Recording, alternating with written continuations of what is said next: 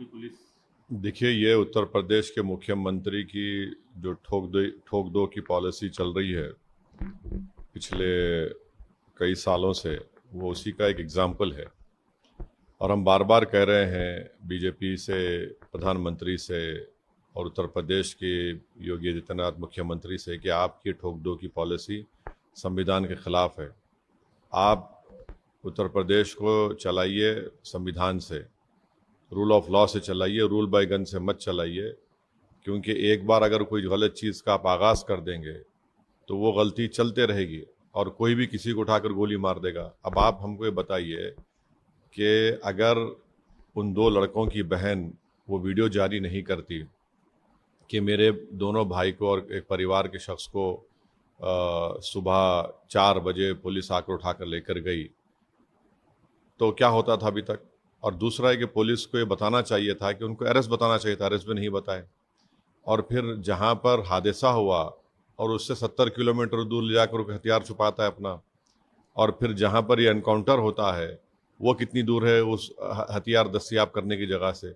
तो ये सरासर गलत है। ये एक संविधान की धज्जियाँ उड़ाई जा रही हैं।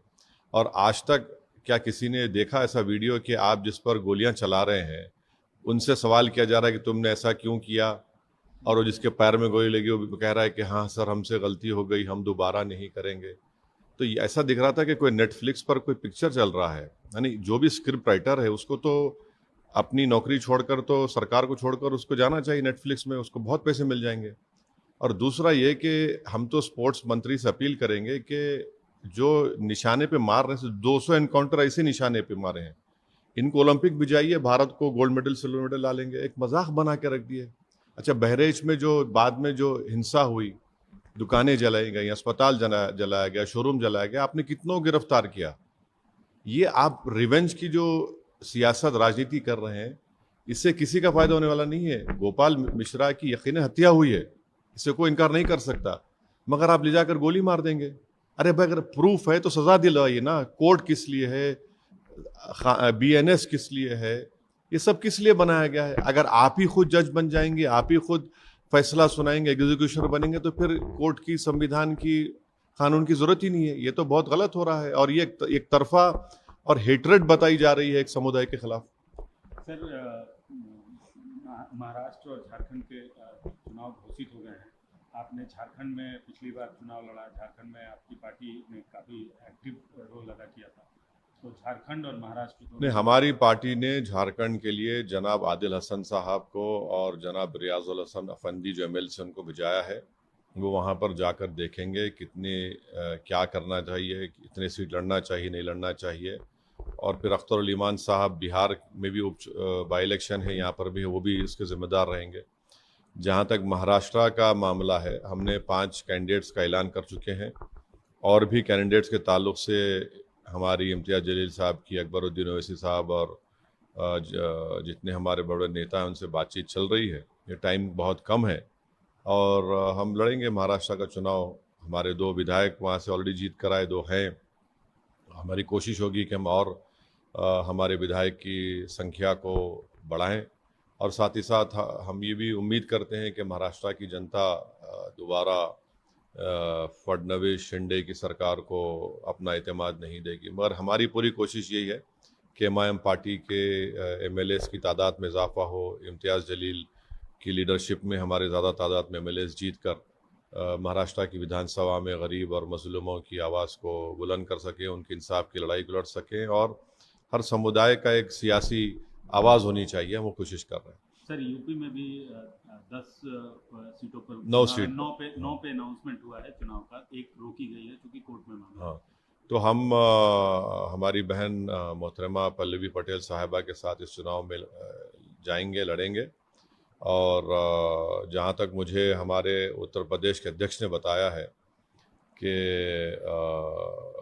2 सीट पर हम लड़ेंगे और बाकी सीट पर जो हमारी बहन पल्लवी पटेल तय करेगी वो लड़ेंगे। मगर हम लोग साथ मिलकर लड़ेंगे ये बाई इलेक्शन। सर, लेकिन जो पिछले हरियाणा और जम्मू कश्मीर का चुनाव को देखें तो आप क्या, जो रिजल्ट आए उसमें कहीं ना कहीं इंडिया अलायंस की यूनिटी नहीं दिख रही है। जो कमोवेश आप भी विरोध करते रहे हैं, एनडीए के विरोध करते रहे, वो लोग भी एनडीए के विरोध में हैं, लेकिन जो एनडीए के विरोध का एक बहुत बड़ा धड़ा है इंडिया अलायंस, उनकी यूनिटी को आप कैसे देखते हैं बात और राजनीति की? देखिए, महाराष्ट्र में हमारे अध्यक्ष एक्स एमपी और मोहतरम इम्तियाज जलील साहब ने कांग्रेस के नाना पटोले साहब को और शरद पवार साहब के एनसीपी के नेता को लेटर लिखा। लेटर लिखकर भी 1 महीने के ऊपर हो गया कि आइए बात करिए हमसे, हम भी नहीं चाहते कि महाराष्ट्र में फडणवीस और शिंदे की सरकार बने। अब वो उनको तय करना है, मैंने पब्लिकली भी इस बात को कहा है, तो अब और हम क्या कर सकते हैं। मगर हमको तो अपनी पार्टी है वहाँ पर, हमारे स्ट्रांग पॉलिटिकल प्रेजेंस है हमारा वहाँ पर। और आज से 3-4 दिन पहले जो मराठा रिजर्वेशन के एक बहुत बड़े नेता हैं जनाब जरंगे पाटिल साहब से भी इम्तियाज जलील साहब जाकर बातचीत किए, बहुत देर उनसे बातचीत हुई। तो हम तो कोशिश कर रहे हैं। अब देखिए, अब ये हर पार्टी को अपना अपना काम करना है, मगर जहाँ तक हमारी पार्टी पर लोग जो हमेशा सवाल उठाते थे, मैंने दूसरी तरफ से, जनता तो नहीं, हम तो बता रहे हैं अभी, अब ये उनको तय करना है। नहीं तो हम तो लड़ेंगे चुनाव। हमारे एमएलए हैं, 2 एमएलए हैं वहाँ पर। बैकुल्ला में हमारा एक एक्स एमएलए था, हम और कई ऐसी विधानसभाएं जहाँ पर हम लोग दूसरे पोजीशन पर आए थे पिछले विधानसभा के चुनाव में। तो हमको तो अपनी पार्टी के लिए तो लड़ना पड़ेगा। सर, लेकिन अभी भी आपने सवाल का जवाब नहीं दिया। इंडिया अलायंस की यूनिटी को आप कैसे देखते हैं? देखिए, मैं जिस चीज़ का हिस्सा नहीं हूँ, मैं कैसे उस पर बोल सकूंगा। एक बात और, पॉलिटिशियन आप नहीं, अब मेरा मानना ये है कि हरियाणा का इलेक्शन कांग्रेस पार्टी को जीतना चाहिए था बड़े आराम से, वो नहीं जीत पाए। तो उसके क्या कारण है, उसके क्या रीजंस है, उनको तय करना है। मगर मुझे तो ये समझ में आ रहा था कि उनको जीतना चाहिए था, मगर वो नहीं जीत पाए। तो जाहिर है ये तो उनको इंट्रोस्पेक्ट करना पड़ेगा। इसके बावजूद भी हम ये कह रहे हैं कि महाराष्ट्र में हमारे पार्टी के अध्यक्ष ने वो कोशिश की। अब बॉल बोलते हैं ना अंग्रेजी में, तो ball is in their court. हम तो अपना चुनाव तो लड़ेंगे। अब उनको डिसाइड करना है, उनको फैसला करना है। जैसा उनको अपनी पार्टी का फैसला करना है, वैसा हमको हमारी पार्टी का फैसला करना है। सर, बिहार में आज एक बड़ी घटना सामने आ रही है। कम से कम अभी तक जो आंकड़े आ रहे हैं, 35 लोग जहरीली शराब पी के कल से आज तक अभी खबर है कि अभी तक का जो आंकड़ा सामने है, 35 लोग जहरीली शराब पी के मौत हो चुकी है। ये बड़ी ही तकलीफदेह और दुख भरी बात है कि जिस प्रदेश में प्रोहिबिशन है, शराबबंदी है, वहाँ पर जहरीली शराब गरीब लोग पीकर मर रहे हैं। तो इससे बात मालूम हो रही है कि वो प्रोहिबिशन कोई जिस तरीके से होना चाहिए नहीं हो रहा है। बराबर वहाँ पर शराब मिल रही है, और ये जो पूरे स्मगलर्स हैं, ये जो माफिया है, ये मजबूत हो रहा है उससे। और एक वक्त आएगा ये लोग पैरेलल इकोनॉमी चलाएंगे। जैसा अमेरिका में जब कई बरस पहले, 80-90 साल पहले अमेरिका में वहाँ पर इसी तरह नशाबंदी की गई थी, तो एक अल कैपोन नामी बहुत बड़ा माफिया बन कर गया था इसी वजह से।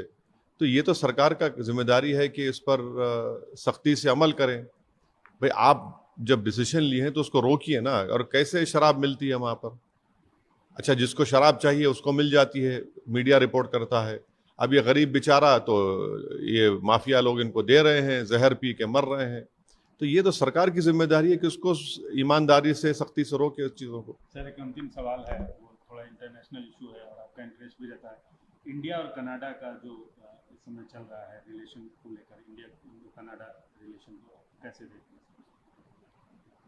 नहीं, इस पर तो हम चाहेंगे कि जब पार्लियामेंट, विंटर सेशन पार्लियामेंट का शुरू होगा, उस पर एक बात डिबेट हो कि आखिर ये क्या है। और उससे गंभीर जो है वो अमेरिका का है कि हमारे एक शख्स को उन्होंने चेक रिपब्लिक से पकड़ लिया, और फिर हमारा भारत का एक हायर ऑफिसर्स का डेलीगेशन यूएस भी गया।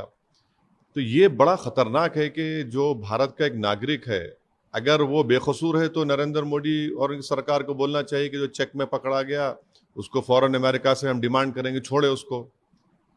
आखिर ये क्या हो रहा है, कैसे हो रहा है कि हमारा अमेरिका ब्लेम करता है कि किसी ने वहाँ पर असैसिनेशन के लिए $15,000 दिए, और जिसको दिए वो FBI का एजेंट था। तो ये बड़ा ही ठीक बात नहीं है जब हम अमेरिका को अपना स्ट्रेटेजिक रिलेशनशिप हमारी उनसे है, और उन्हीं की सरजमीन पर इस तरह का वो कह रहे हैं, और फिर हमारा एक भारत का नागरिक पकड़ा जाता है और फिर वो किसी का एक नाम भी देते हैं उनके उस डॉक्यूमेंट्स में। तो मैं तो ये चाहूँगा कि पार्लियामेंट में इसके ऊपर जब विंटर सेशन होगा उस पर एक बाकायदा एक बहस हो, सरकार उस पर राजी हो और बताए देश को कि भाई क्या है, अगर वो चेक में जो पकड़ा गया वो बेकसूर है तो हम डिमांड क्यों नहीं कर रहे उसको छोड़ने के लिए, जैसा हमने कुलभूषण के लिए पूछा था पाकिस्तान के लिए। अब जयशंकर साहब गए, मैं तो उम्मीद कर रहा था कि जयशंकर साहब कुलभूषण की बात करेंगे।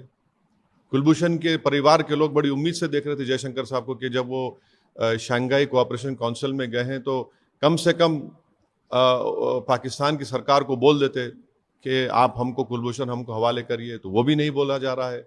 चेक रिपब्लिक में एक भारत का नागरिक पकड़ा गया, उसको अमेरिका भिजा दिया गया और कुलभूषण अभी पाकिस्तान में